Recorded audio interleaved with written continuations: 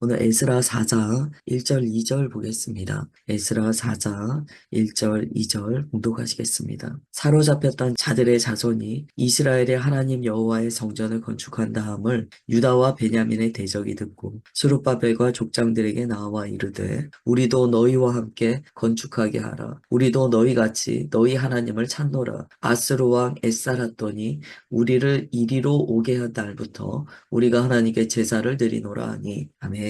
어, 참 애매한 이야기를 듣게 돼요. 진짜 애매해요. 이제 막 공동체가 회복을 시작하고 있어요. 그런데 누가 돕겠다고 왔어요. 그런데 1절에 보면 분명히 대적이다라고 하거든요. 누가 돕겠다고 하고 왔어요. 그런데 그가 정말 우리와 마음을 함께 같이 하는 자인지 아닌지 분간이 안 되는 얘기를 해요. 무슨 얘기를 하냐면 우리는 하나님을 믿는다. 우리는 하나님을 예배한다. 이렇게 얘기했어요. 도와줄게. 우리도 하나님을 믿는 사람들이야. 지금 그닥 무슨 자원이 많은 것도 아니고 환경이 좋은 것도 아니고 사람들 안에 뭐 굉장한 뭐 내공이 있어서 뚝딱 성전을 지을 수 있을 정도의 그런 내적인 자원이 있는 것도 아니에요. 무언가 사실은 아직은 부족하다라고 느낄 수밖에 없는 상황이에요. 그러나 믿음 하나 붙들고 주님의 명령을 따라 모였어요. 막 예배 드리고 기초를 놓고 으쌰으쌰 하면서 막 가고 있어요. 이제 겨우 교회의 기초가 놓아지나라고 하는 그때예요. 교회로 보자면 이제 뭐 개척한 초기죠. 그런데 그래도 교회가 잘 기반이 딱 껴져 간다. 막 요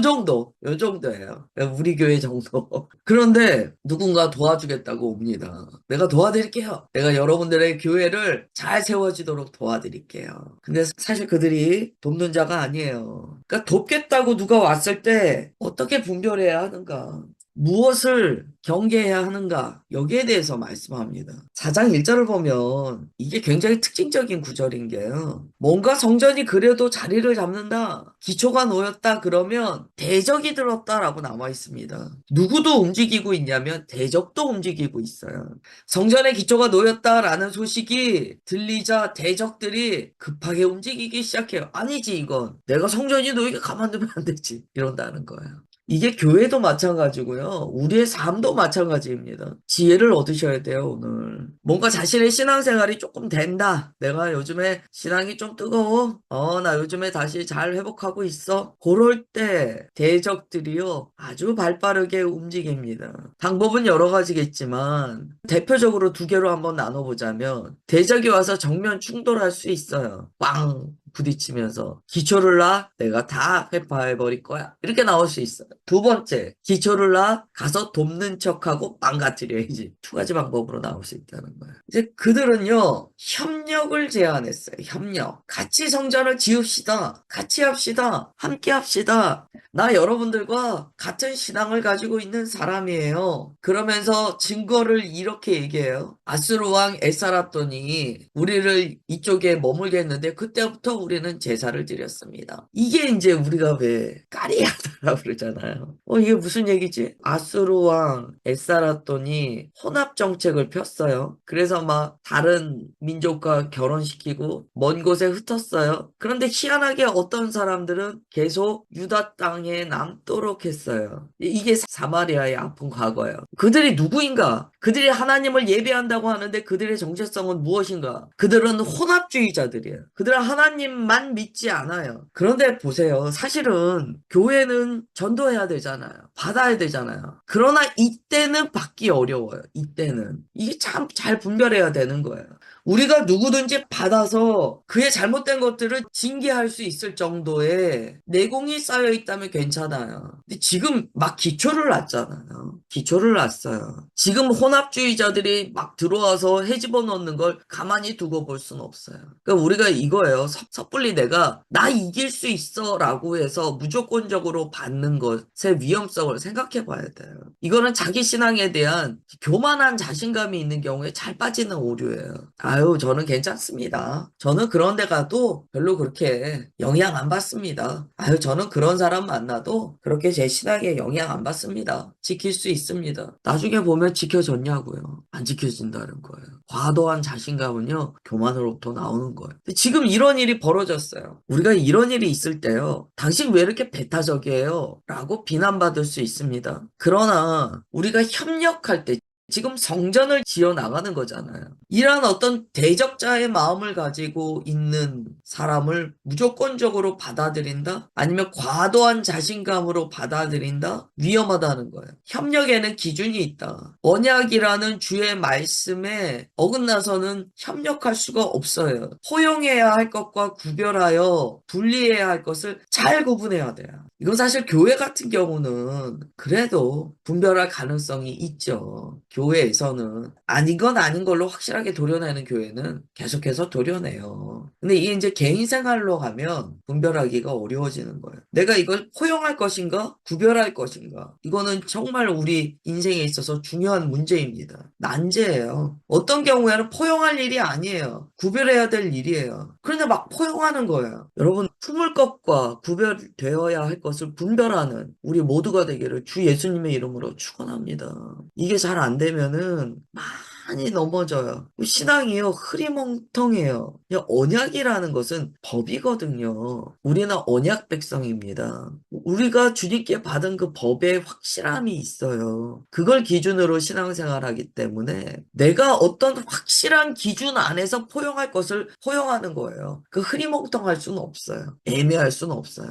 그러나 신약에 예수님께서 오셨을 때는요, 이런 모습을 보여요. 삭개오, 내가 네 집에 유하여야 하리라. 세리 때, 세리마테, 제자로 부르세요. 그러나 그때 보시면은요, 그들은 마음에 예수님을 대적하는 게 없어요. 그들이 세리냐, 창녀냐, 이런 게 중요한 게 아니라는 거예요. 그건 사회가 규정한 그들의 정체성이에요. 예수님께서는 뭘 보시냐면 그 마음이 나를 향하고 있다면, 그 마음이 예수님께 열려 있다면 세례든지 누구든지 아무 상관없다는 거예요. 포용하시고 전도하시고 그의 집에 유하사 가족의 구원을 이루세요.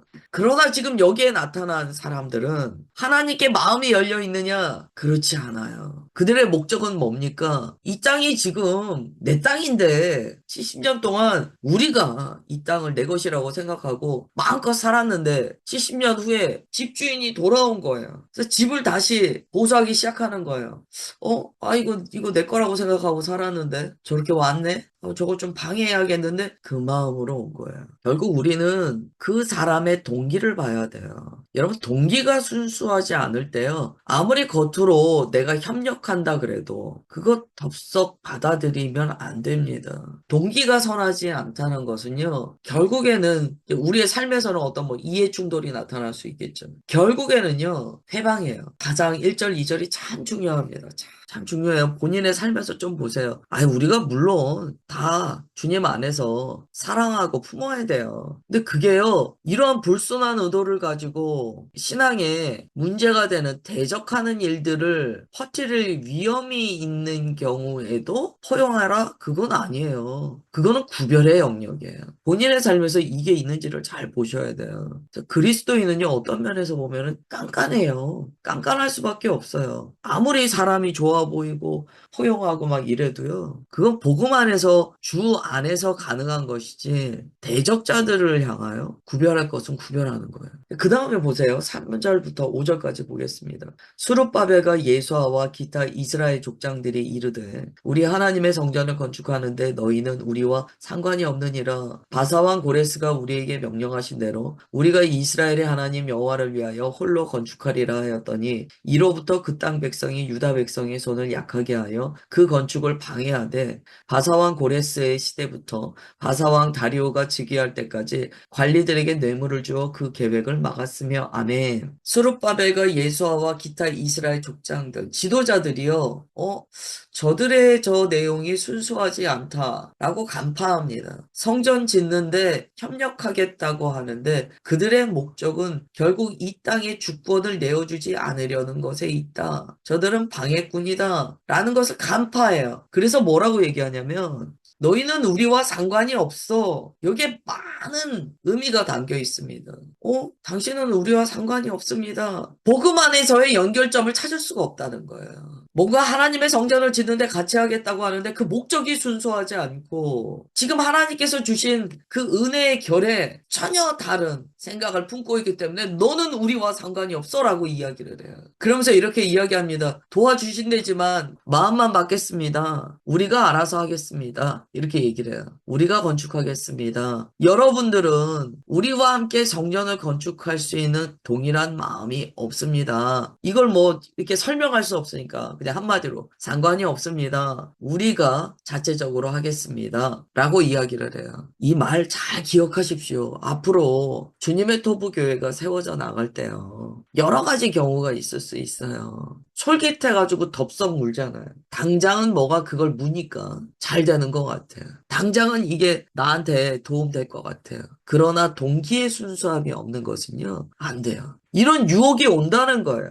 그런데 이렇게 거절하면 정말 마음에 함께하고자 하는 마음이 있었다면 어떻게 해야 됩니까? 오해하셨던 것 같습니다. 저희는 정말 겸손하게 섬기려고 하는 마음이었습니다. 그렇게 나올 거예요. 그런데 4절에 보시면은요, 그때부터 본색이 딱 드러납니다. 그 땅 백성이 유다 백성의 손을 약하게 하여 그 건축을 방해하되 바사왕 고레스의 시대부터 바사왕 다리오 시기 때까지 관리들에게 뇌물을 주고서라도 그 계획을 막더라는 거예요. 안 먹히네? 그러니까 그때부터는 반대편에 딱 서더라는 거예요. 이 말씀이 잘 우리의 삶에 풀어지고 적용되셨으면 좋겠어요. 그러기를 기도합니다. 우리의 삶이 그냥 꽃길이 아니잖아요. 예수님 잘 믿어보려고 주님께 잘 헌신하려고 하면 대적이 가만히 있질 않습니다. 우리는 너무 대적자들을 안이하게 대처하고 또 그렇게 생각하는 것 같아요. 그렇지 않거든요. 막 방해하거든요. 그런데 방해한다고 정말 뭐 늑대의 탈을 쓰고 와서 방해하느냐? 그렇지 않아요. 좋은 얼굴로 제가 같이 할게요. 같이 하겠습니다. 분별해야 돼요. 정말 그들이 성전을 짓는데 도움을 주고 싶으면 자기 드러내지 않습니다. 조용히 도와요. 조용히. 참 다행히게도 스룹바벨, 예수와 족장들이 한 목소리로 다 분별합니다. 성전은 하나님의 이름을 위하여 세우는 집이에요. 혼합주의를 허용할 수 없어요. 이 기초가 놓아지는 때 위험해요. 3절에 보시면 바사왕 고레스가 우리에게 명령하셨다. 그렇게 표현해요. 이 이야기도 중요한 게요. 예를 들어서요. 의역해서 해석하는 거지만 하나님의 일을 해나갈 때요. 바사왕 고레스가 우리에게 명령하셨다라는 법적인 확실함이 있느냐도 중요합니다. 지금 이스라엘 지도자가 자기네들 마음대로 성전을 세운 게 아니에요. 바사왕 고레스의 칙령을 하나님께서 선포하게 하셨고 그 법에 따라 이들이 짓게 하셨어요. 왜요? 하나님의 뜻이에요. 이 사도 바울도 이런 비슷한 경우를 신약에 보면 이야기합니다. 우리가 주의 성전을 세워 나갈 때요. 여기에서 얘기하듯이 우리가 해야 될 법적인 기준은 명확하게 다 마련해야 돼요. 믿음만 가지고 하는 게 아니잖아요. 그러니까 3절에서 이야기하는 거예요. 바사왕 고레스가 명령한 대로 했다. 이게요. 그들이 마구잡이로 들어와서 막 헤집을 수 없는 근거가 됩니다. 그래서 그들이 나중에 어떻게 하려고 그러냐면 이런 권력과 법을 이용해서 무너뜨리려고 해요. 믿음이 안 되니까. 믿음을 조금 흐려보려고 했더니 안 되네? 그러면 내가 저들을 법적으로 힘으로 한번 눌러볼까? 그러고 이제 나중에 등장하게 돼요. 여러분 뭔가 애매하세요? 이거 내가 손 잡아야 돼? 말아야 돼? 애매하세요? 이거 믿음 안에서 오히려 내게 유익하다고 같이 믿자고 나도 그리스도인이라고 막 손 내미는데 애매하세요? 거절해 보세요. 그리고 어떻게 반응하는지를 보세요. 오늘 말씀요 묵상해 보세요. 이게 각자의 케이스가 좀 다르기 때문에 뭐 A는 B다라고 정확히 말씀은 못 드리지만 이 말씀이 이야기하는 그 중심을 잘 받으세요. 지금 주님께서 우리에게 뭐라고 말씀하시는가? 허용할 것과 거절해야 될 것이 있다는 거예요. 문제는 그리스도인이요. 사랑하라고 하셨잖아요. 다 사랑, 다 용납. 하나님 떠나세요. 그게 혼합주의예요. 그게 혼합주의예요. 우리가 막 뭐는 혼합주의다 막 얘기하잖아요. 저거는 혼합주의예요. 그게 혼합주의예요. 무분별하게 다 줬사오니 다 오소서. 다 받습니다. 다 포용합니다. 그걸 혼합주의라고 하는 거예요. 오늘 이 말씀이 우리의 삶에 매우 중요한 말씀이에요. 지금 이 말씀에 따라서 나의 삶이 정리가 안 되면 지금은 덜 무너졌을지 몰라요. 나중에 보면 크게 무너져 있습니다.